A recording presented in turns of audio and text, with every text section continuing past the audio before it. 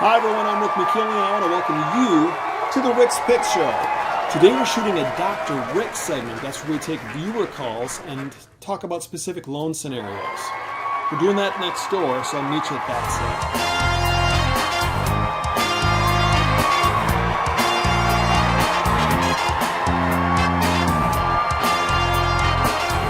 Hi everyone, I'm Dr. Rick. Dr. Rick is not a real doctor, nor is he an attorney or licensed therapist. Information disseminated on the Dr. Rick Show should not be considered legal advice, relationship advice, or health advice. Oh, thank you, Don. Well, can we at least call it mortgage advice? Because really that's what we're going for here, isn't it?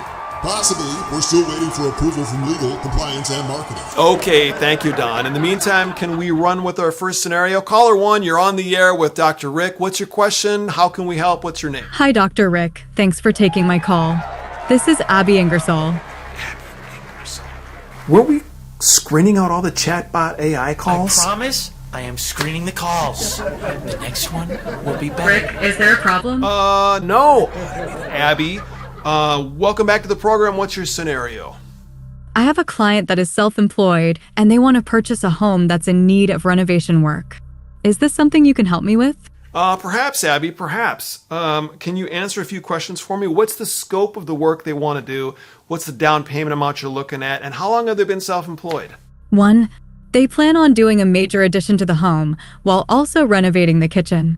It's probably going to consist of about $350,000 additional work on a home they'd be purchasing for $400,000. 2. They've got about 10% to put down on the entire project. 3.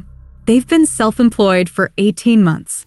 Okay, thanks, Abby. Have they been in the same line of work as a W-2 employee prior to being self-employed? And if so, how long?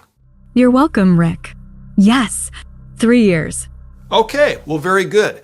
In that case, unless they're in a high-cost area, they're probably going to rule out FHA due to the local FHA loan limits.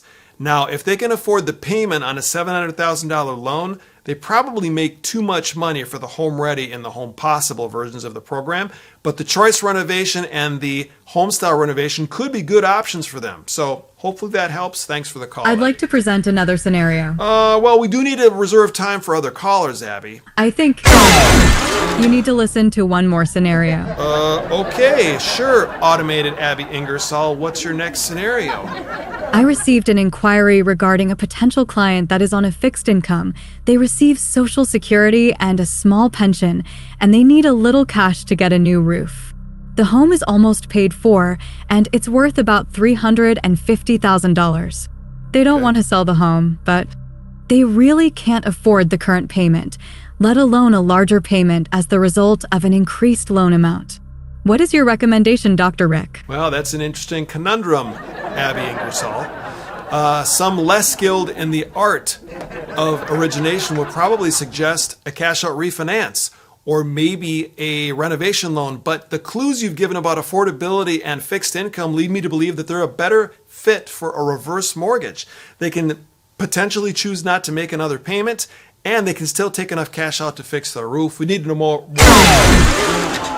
One more scenario. You got 10 seconds.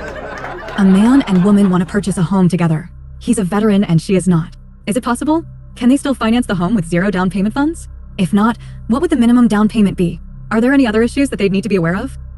You need to take the total purchase price, divide it in half, take 25% of that, and that would be the amount of the down payment for the non-veteran borrower. There are other things like income calculations you'd have to take into account as I have well. another scenario.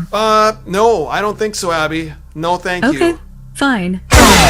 Then no one else gets a scenario either. Abby, Yes, Rick. turn on the broadcast lights, Abby. Abby, turn on the broadcast lights. I'm sorry, Rick. I'm not able to do that. I'm sorry, Rick. I'm not able to do that. I'm sorry, Rick. I've seen this I'm one. not able to do that. I'm sorry, Rick. I'm not able to do that. Tech I'm crew, sorry, turn Rick. on bay doors. I'm not able to do that. I'm got sorry, through. Rick. I'm not able to do that. I'm sorry, Rick. Well, that definitely wraps up another Rick's Picks. If you do have any loan scenarios you want to have reviewed, maybe an email or a direct phone call would be a better option. Thanks for watching, everybody. Have a great week. I'll see you all next time. Oh, that was crazy. Were we able to contain that vindictive chatbot, Abbott Ingersoll, just to the Dr. Rick set? Nope.